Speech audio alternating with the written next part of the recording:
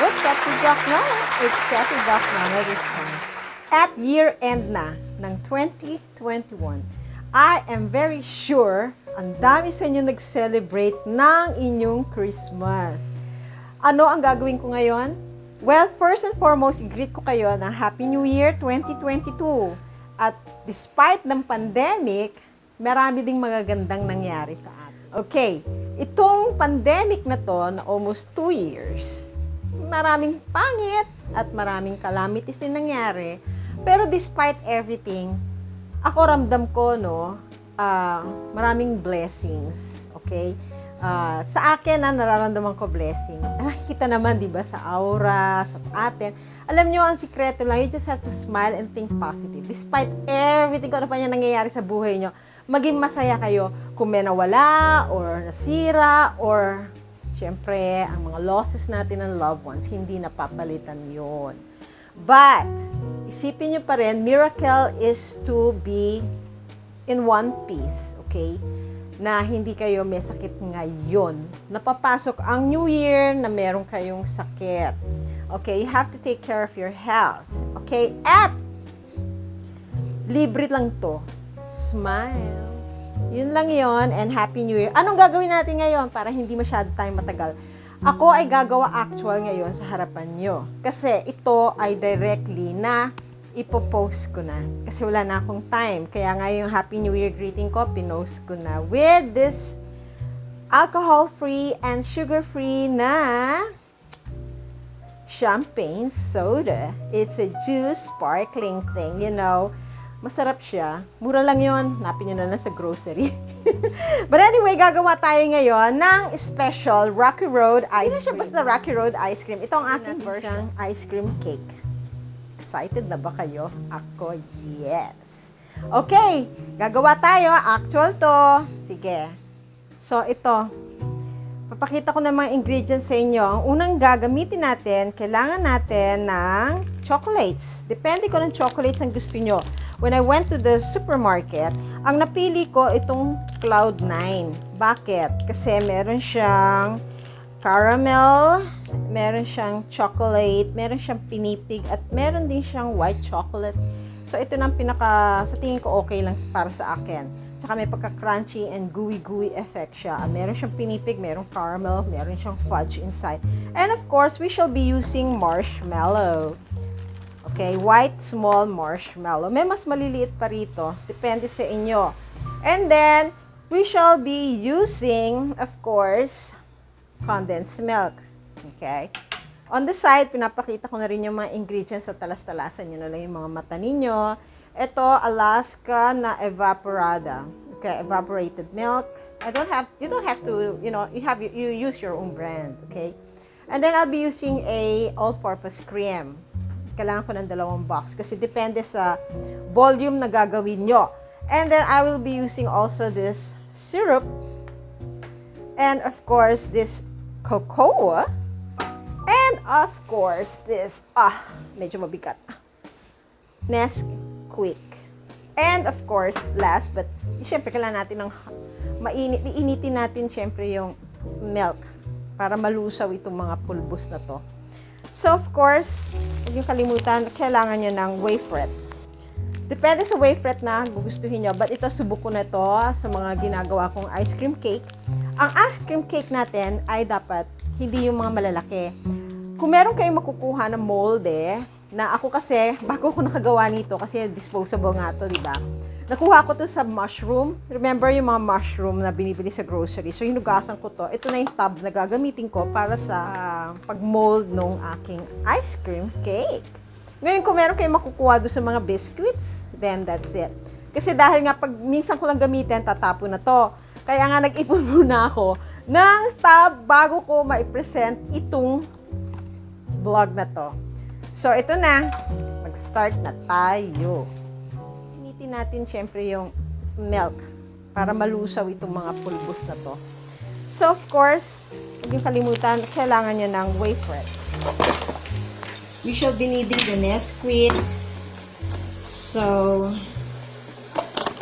kukuha tayo. Ngayon, depende sa inyo yan. Kung gusto nyo parang medyo matabang, parang paet yung cocoa, mas damihan nyo. Pero sa akin pa, ibang, ano ko, depende na yan sa inyo. Basta pinakita ko sa inyo yung ingredients. So, kukuha tayo ng 3 dito. Okay? Isasali natin dito. 3 scoops ako ng Nesquik. Okay? Powder Nesquik.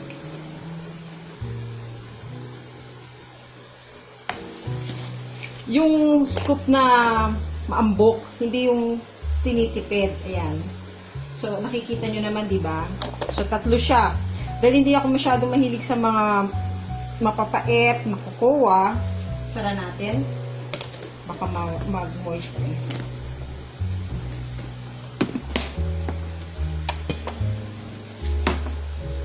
Dito naman tayo sa cocoa. Thank you, Ayen! Alam mo, gift sa akin to ng friend ko. Itong Nesquik at saka itong cocoa. So, eto na. At ako'y gumagawa na ng ice cream made from this. So, ang gagawin natin dito, kukuha tayo dito. Okay? Ng cocoa. Kung gusto nyo medyo dark, damihan nyo na lang yung cocoa. So, dito ako, kakuha lang ako ng 2. Ayan. Nakikita nyo? Dala-dalawa ng camera na yan, ano? Meron dito, meron doon. So, gagawa ko na lang ng parang kung paano ko ma-slideshow sa inyo yan. So, ito. Ito na siya. Hahaluin natin ngayon ito. Pero kailangan i-microwave natin to later. Pero ngayon, as of now, halu-haluin lang muna natin. Okay?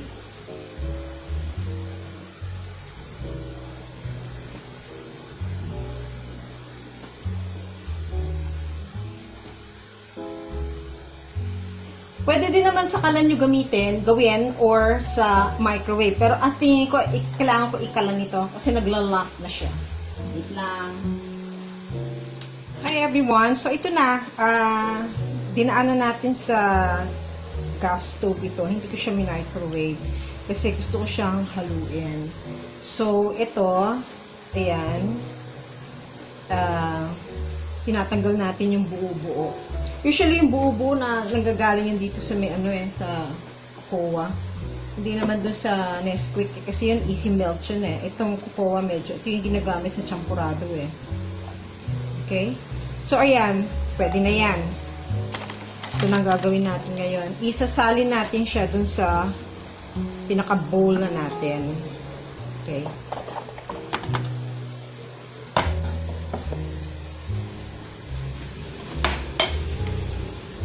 Okay. So, hindi tayo gagamit ng NutriBlast. Itong style na to is the old way na hindi tayo gumagamit ng ice cream maker. Okay? So, wala akong ice cream maker. Pakita ko na sa inyo before using NutriBlast, you can make ice cream or you use blender or you use your mixer. Okay? This time, wala. Kasi walang fruits ito. So, since walang fruit, hindi ko kailangan ng NutriBlast. Okay? Ito na siya. Ngayon, ilagay natin yung Nestle cream. Or kahit anong all-purpose cream na gusto ninyo. Okay. 2 boxes ang aking ilalagay. Kasi nasanay na ako ng ganyan, na-measure ko na yan sa gusto kong flavor na to. Tsaka, yung aking project na gagawin. And of course, pasok na natin si condensed milk. So, na-pour na natin yung milk. Yun ang pinainit natin sa stove. Ilagay natin yung 3 scoops of Nesquik and 2 scoops of cocoa powder. Ito, nilagay na natin yung condensed milk.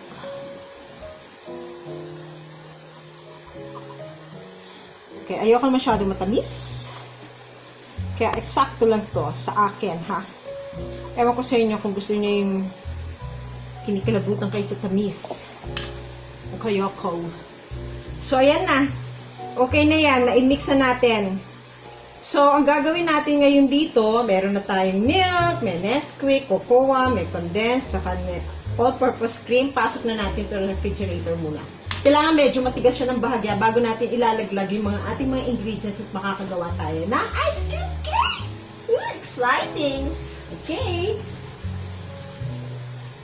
Ito na. Itong wafret, bubuksan natin to. Okay? May gagawin tayo sa kanya. Basta tingnan nyo lang lahat yung mga ginagawa ko. Kung gusto nyo, gayahin nyo. Or, alam ko magagaling naman kayo, kaya nyo siyang ibahin. I-revise nyo siya. Okay? May mga iba-ibang flavor nito eh. May chocolate, may mocha.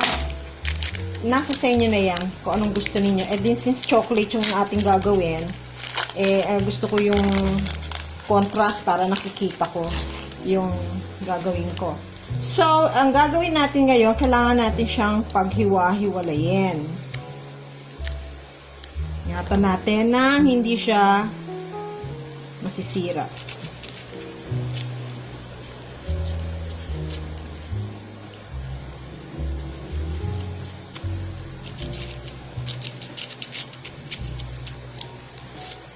Medyo mahirap pa.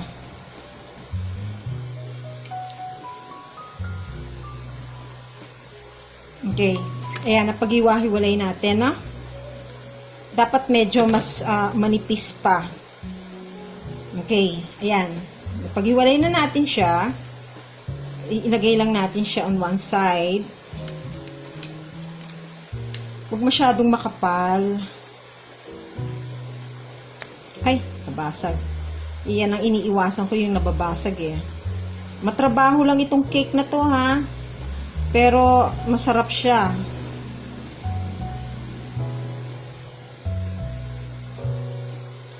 Tsagain nyo lang kung kaya nyo paghiwa-hiwalayin pa, paghiwa-hiwalayin nyo pa siya. So, okay pa yan. Ayan.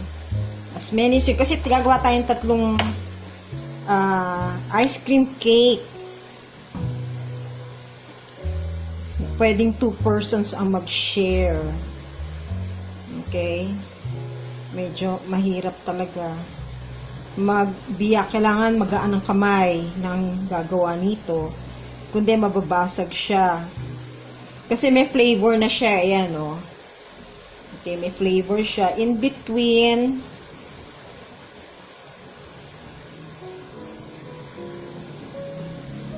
yan. Baka naiinip na kayong manood, ha? Yung sa mga naiinip na ko, this video is not meant for you. Pasensya na. Kasi, gusto ko lang ipakita sa inyo na step by step ito. Kung talagang curious kayo kung paano ginagawa. Dahil hindi naman lahat pinapakita eh. Diba? Pag nanonood kayo sa YouTube, shortcut na yun eh. Sa tingin ko, mababali ito. Sana mapaghiwalay ko pa siya. Ayan, okay. So, ayan na, nakagawa na tayo ng ilang pieces. 1, 2, 3, 4, 5, 6, 7, 8, 9, 10. Subukan pa natin gawing try lang natin kung makakuha pa tayo. Ay, hindi na. So, ayan na yan, 10 pieces. Try na natin siya dito mamaya. Okay? So, ito, ipapakita ko sa inyo, ito yung mga natanggal na. Ito yung pinag-iwa-hiwalay nating wafrets. Okay? So, ito yung kanyang brand. Kasi mas masarap ito eh. Feel ko lang mas masarap to, no? Itong brand na to. Yan. Yan sinishare ko sa inyo, Hindi ko pinagdadamot sa inyo yan, ha? Okay. Ngayon, lalagay natin sa ref din ito. Para medyo tumigas siya ng konti. Okay, here, ito yung mga chocolates. Kailangan natin i-cut to ng bite size. Yung maliliit lang. So, 3 flavors itong binili ko. So, since, ayan, hinati ko lang siya sa half-half. Tapos, hihiwain ko siya ng maliliit. Yan, ganyan siya. Okay? Okay, since nahiwa na natin ito, kailangan ipasok natin sa refrigerator pa para hindi malusaw. Okay? Para hindi malusaw yung chocolate. Ang pinipili kong chocolate, yan na napili kong brand kasi may chewy siya at saka gooey. Okay?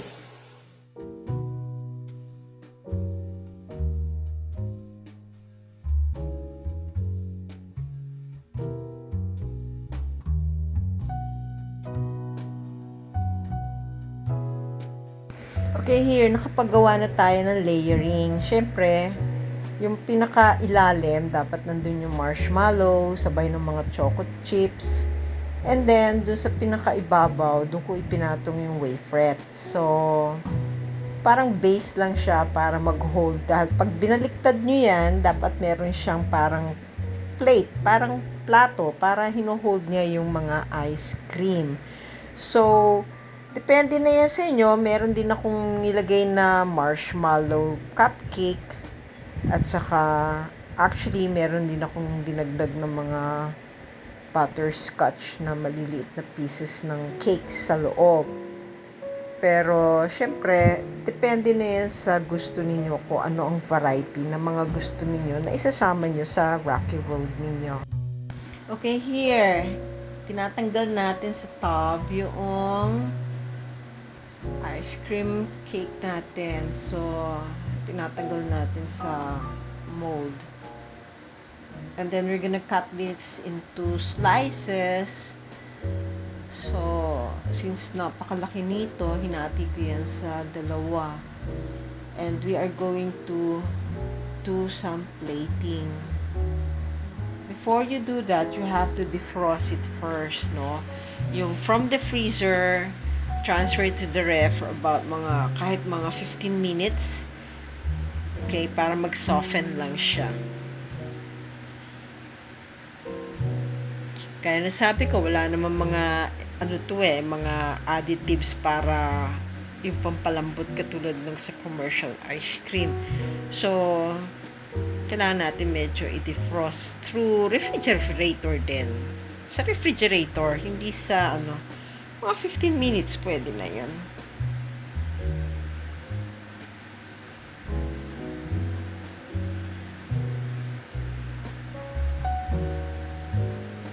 So you can see the marshmallow there inside, okay?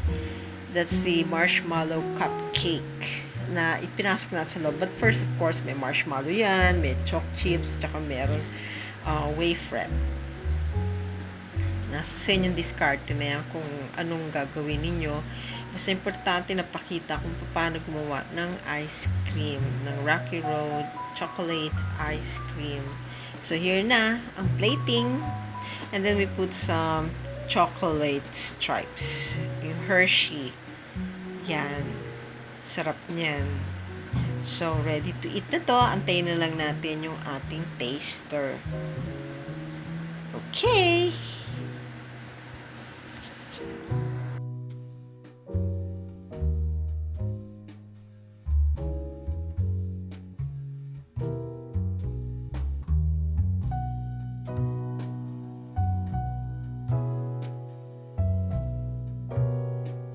Hello, what's up with Doc Nona? It's Chef Doc Nona this time. And I have a friend here and he is Bong. Bong will be my taster. Okay, for my special Rocky Road ice cream. Okay? So, excited ka na ba, Bong? Super po. Okay. O, biglaan to impromptu, okay? Apo. So, ipe-prepare ko lang muna. Wait lang kayo dyan. Hello everyone, we're back here. At nandito na ang Rocky Road Special Ice Cream Cake. Actually, cake. Okay guys, if you remember, di ba, merong marshmallow, may choc chips, tapos may wafer. Ngayon, dahil nga hindi ko na video properly yung pagle-layering sa ice cream ko sa aking Tupperware, gusto ko na lang ikwento sa inyo na meron akong nilagay na marshmallow cupcake. At meron din mga butterscotch. Pero itong flavor na binibigay ko sa kanya ngayon, yung merong marshmallow cupcake at yung basic na ginagawa ko na merong marshmallow with choc chips and wafer. Ngayon, iti-taste test sa atin ni Bong. Bong, excited ka na? Super po. O Go. sige itong bahala. Ibigay ko sa iyo yung floor. So, pwede na po. Ito po yung presentation. Social. Maganda po yung pagkakaano. Teka lang po, titigan ko muna.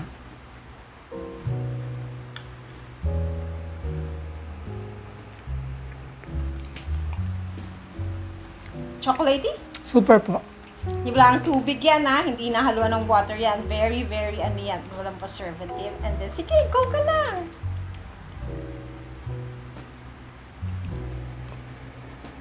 O, yung hair mo.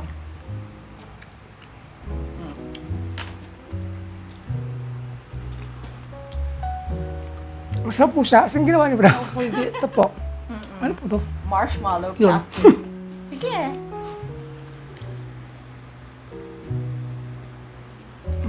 Chewy, di ba? Opo. Hindi mo ako magsalita.